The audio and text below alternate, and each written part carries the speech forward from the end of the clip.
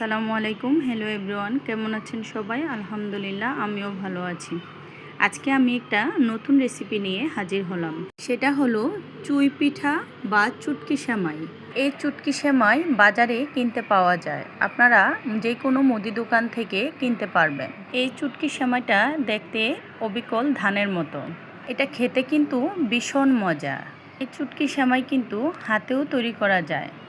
আটা কিংবা ময়দা দিয়ে আপনারা ঘরে বসে তৈরি করে নিতে পারবেন। তো কথা না বাড়িয়ে চলে যাব মূল রান্নায়। প্রথমে আমি একটি কাপের সাহায্যে চুটকিগুলো মেপে নিব। এখানে আমি 2 কাপ পরিমাণ চুটকি নিয়েছি। আপনারা দেখতেই পারতেছেন চুটকিগুলো দেখতে কতটা সুন্দর লাগছে। একেবারে মনে হচ্ছে যে ধানের মতোই দেখতে।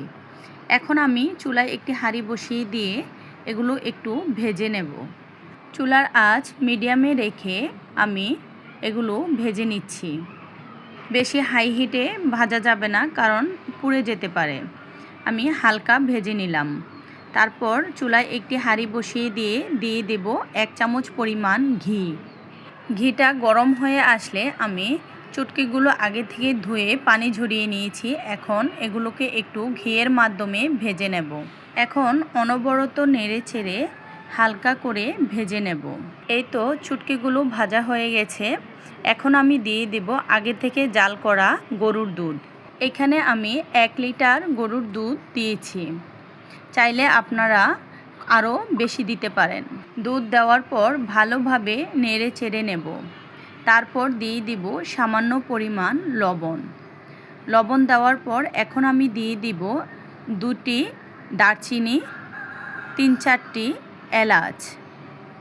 এখন আমি দিয়ে দেব 1 কাপ পরিমাণ চিনি। আপনারা চাইলে চিনির পরিবর্তে খেজুর গুড় দিতে পারেন।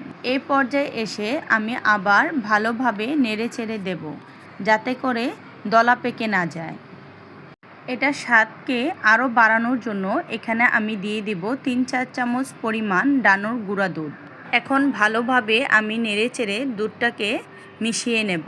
এই তো আমার রান্নাটা হয়ে গেছে। এখন চুলাটা অফ করে দিয়ে পরিবেশন করব। আপনারা দেখে নিশ্চয়ই বুঝতে পারতেছেন এটা কতটা লোভনীয় হয়েছে। এখন আমি দিয়ে দেব কাজু বাদাম, কাঠবাদাম।